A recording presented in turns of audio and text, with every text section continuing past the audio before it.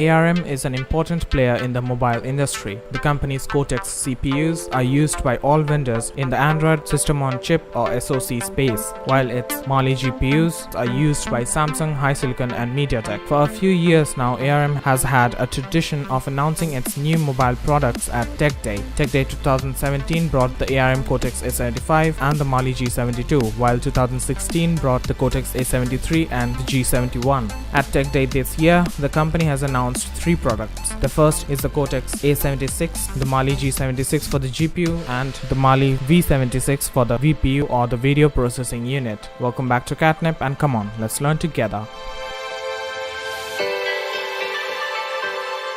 First, coming to the ARM Cortex-A76. According to ARM, the Cortex-A76 uses a new microarchitecture that enables it to perform around 35% better than the previous generation. The company is promoting the Cortex-A76 as a CPU with laptop-class performance. It's intended for mobile devices such as smartphones as well as Windows on ARM laptops. The Cortex-A76 uses ARM's DynaIQ technology, which was announced last year alongside the Cortex-A75. According to the company, it delivers laptop-class performance while maintaining the power efficiency of a smartphone. In terms of numbers, the improvement it is guaranteeing over the Cortex-A75 is substantial as a year-over-year improvement. This comes alongside a figure of 40% improved efficiency over its predecessor. Now coming to the Mali G76 GPU, this is the successor to the Mali G72, which itself was the successor to the Mali G71. The G71 was the first Mali GPU to be based on the new Bifrost architecture, succeeding the Midgard architecture. Mali GPUs are being used by the likes of Samsung, HiSilicon and MediaTek, while Qualcomm uses its own GPU architecture in its Adreno GPUs that have been derived from AMD. Up until now, Mali GPUs haven't been able to compete head-to-head in terms of sustained performance and power efficiency against their rivals. The Mali G71 in particular showed poor power efficiency, but the Mali G72 did manage to achieve solid gains in both performance and power efficiency. But this is one area where Qualcomm continues to enjoy a significant lead over the competition in terms of performance per watt. The Mali G76 will improve ARM's competitive situation, as the company is promising 30% more efficiency and 30% performance density. Maximum performance is higher by 25%, whereas machine learning improvements are quoted at about 2.7 times higher.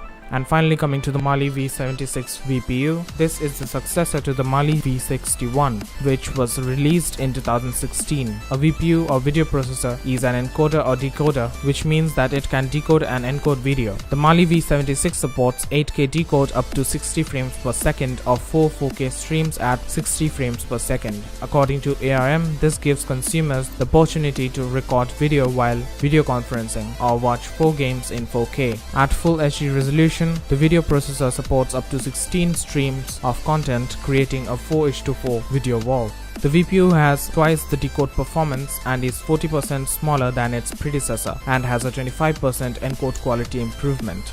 So that's it for this video, and we hope you liked it. A million thanks to our dear subscriber family for your continuous love and support, and until next time, stay tuned for more.